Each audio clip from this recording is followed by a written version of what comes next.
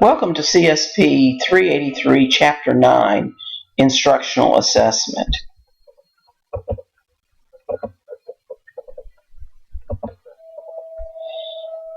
We have to do a little bit of vocabulary to start with. We're talking about assessment. What we're talking about is looking at information we have about a particular child and then making judgments based on that information. So there are many different ways that we can do assessment. We can do measurement. Now, we can measure anything. We can measure how many times a child gets out of his seat through observation. We can measure whether a child knows his math facts by using flashcards. We can measure whether a child can write a paragraph by giving them some sort of a stimulus like a picture cue and then having them write a paragraph. We can measure what they know about the state of Mississippi by asking them questions and listening to what they have.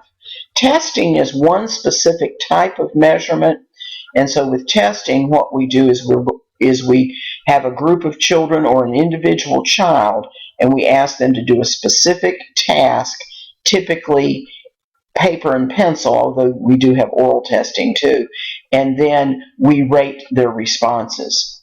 Evaluation is just the system of testing and measurement. Assessment is the judgments that we make on the basis of this testing and measurement.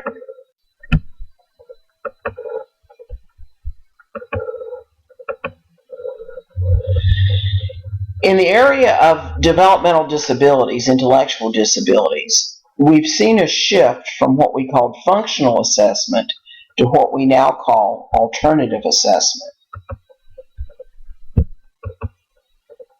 Functional assessment was based on the idea of a functional curriculum. And a functional curriculum said this, that where do you function as an adult? As an adult, everything you do is either in the community, or it's during your leisure time, or it's domestic, things you're doing at home, or it's vocational, things you do at work. Now, obviously, there's overlap, that our leisure can be done at home, our leisure can be done in the community.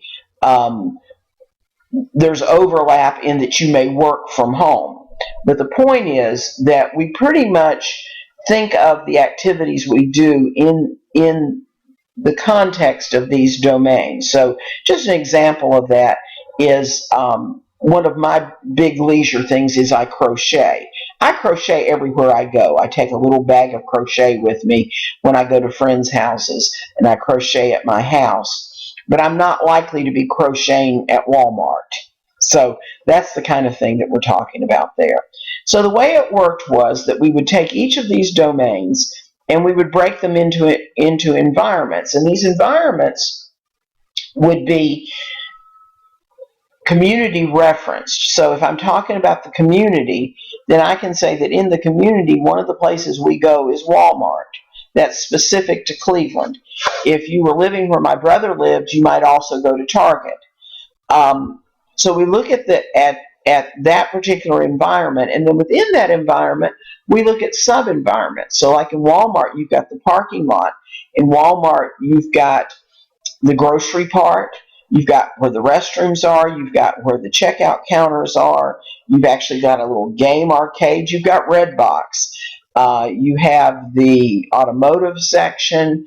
You have the electronics section. You have the sporting goods section. So they're all different sub-environments within Walmart.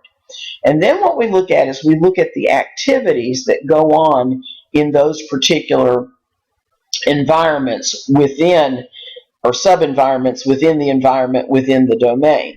So, for instance, I can go to Walmart for a lot of different things, but one thing I might go to Walmart for is to buy an apple. And so then we look at, if I'm going to buy an apple, what skills do I need? What communication skills do I need? What social skills?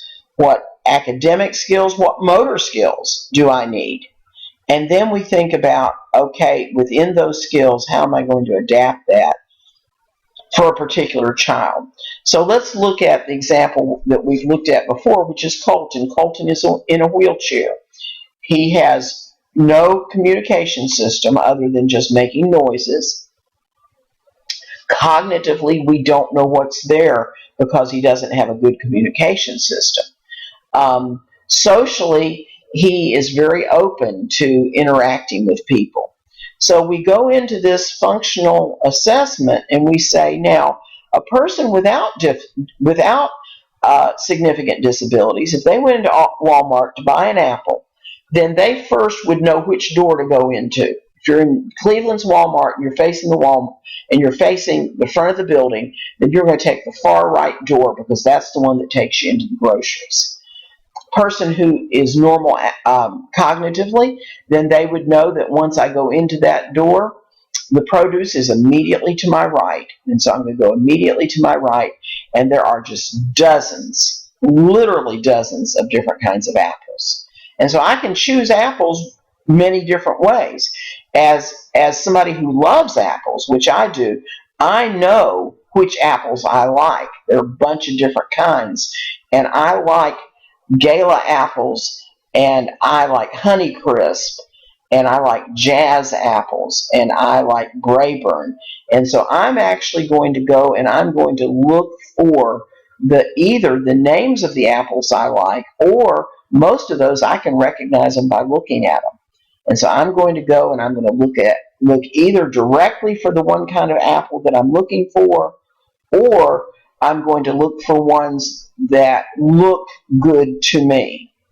And then there's the whole cognitive skills of picking a good apple. Once I've found my good apple, then there's the motor skill of getting the little plastic bag and opening it and putting the apple in the little plastic bag. And then I have to find a checkout where there's not a long line, or I have to go to the self-checkout. Then as I go through the checkout, then I've got to interact with the other people in line. I've got to interact with the cashier. When if I'm doing self-checkout, then I've got to read what's on the screen. I've got to get my money out regardless of whether I'm doing self-checkout or whether I'm going with a cashier. I've got to determine what the right amount of money is. Then I've got to get that money out of my purse, either hand it to the cashier or put it in the machine, and then wait for my change. So it's a lot more complicated than it sounds like, but because it's something that you do regularly, because it's something that you have all the skills that are available, then it's not a problem. What I just walked you through is what's called an ecological inventory, where we're going through what would a typical person, what are the steps they would go through, and what are the skills they would need. So then we go back and we look at Colton. So in the case of Colton, he doesn't have a preference for apples because he doesn't eat apples, okay? So if he's picking apples, he's picking them for someone else. So he's doing what's called partial participation. He's part of the trip because his mama is making the trip. He's part of choosing the apples because his mom and his brother and sister and his dad eat apples. And so what happens with Colton is he's taken up to where the apples are, and then his mama would say to him something like, "Okay, Colton, help me pick out an apple." And then what he would do is, with his hands, he would touch the apple that he thought was a good one, and she would put it in the bag. For Colton, this particular skill would not be particularly functional because apples are not something he eats. His food has to be ground up. But if we were going to use it because we wanted him to be part of what the family did, then we could have a picture card. If we had a communication system, a picture card where if he didn't know where the apples were, he could hold up a picture card for somebody saying, "I need an apple." Okay, so that's the kind of thing that we're talking about.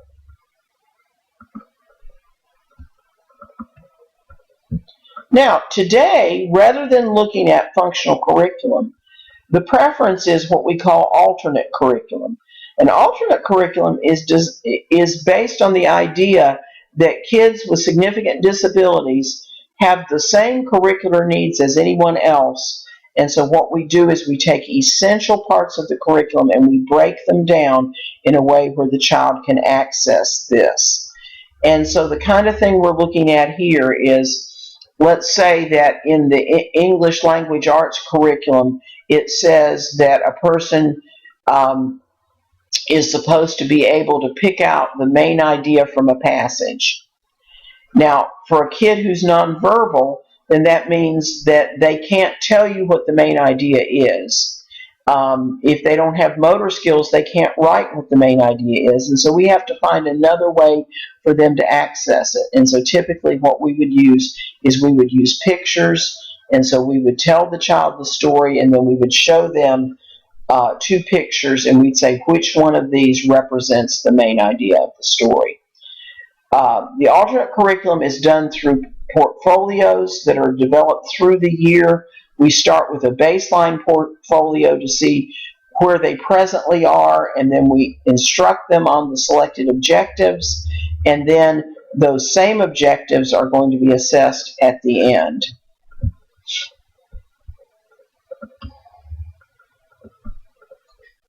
Also, when we're looking at assessment for kids with intellectual disabilities, we talk about informal assessments, criterion reference tests. This compares the child to the standard. So in other words, at age 8, what should you know in math? You should know how to count. You should know how to do one-to-one correspondence. So in other words, count by pointing at. You should be able to do basic adding. You should be able to do basic subtracting. Whatever it is that we think someone should have to do at a particular age, you can buy skills inventories that are age or grade referenced, or the teacher can actually make probes on the things, so actually small tests of specific skills. And then we have curriculum-based assessment, which assesses the things that we're actually teaching. So we've got state testing, we've got district testing, and then we've got teacher monitoring of IEP and state curriculum goals. And then we have informal assessments, monitoring progress. So rather than year-end testing, we have testing during the year. We have observations. We can observe a child to see his behavior. We can look at frequency, duration, latency, and intensity. When we're talking about frequency, we're talking about how often something occurs. Duration is how long it lasts when it does occur. Latency is how long it takes from the stimulus to the response. And intensity is how extreme the behavior is. So a good example of this, where you can see all of these in operation at once, is with a tantrum. If we've got a kid who's tantruming, do we want to know how frequently it's happening? Because some kids have tantrums 3 and 4 times a day. Do we want to know how long it lasts? Some kids only have tantrums once a week, but when they do it, it lasts 15 minutes. Latency, how long does it take from the time the kid gets frustrated to when the tantrum kicks in? And intensity, is that tantrum falling on the floor, screaming, banging their head, throwing things, or is it just pitching a fit from a standing position? There are some behaviors that we only look at 1 or 2 dimensions. So for instance, out of seat behavior. For some kids, we're worried about frequency because they're popping up and down and up and down and up and down. For other kids, once they get up, they don't sit back down, and so we would be looking at duration. Portfolio assessment I already mentioned, and I already mentioned curriculum-based assessment. We can use those for our yearly assessments, but we can also use those for weekly or even for weekly assessments. And then we have assessment by functional skill area. I already talked to you about functional assessment. What we're looking at here is we're looking at an assessment of functional skills, and I will attach this to your activity, so you'll see a copy of this. But what you basically do here is you break down what are the environments this child's going to interact in, what are the sub-environments, what activities is he going to do there, what skills will he need, and then how will we adapt that instruction.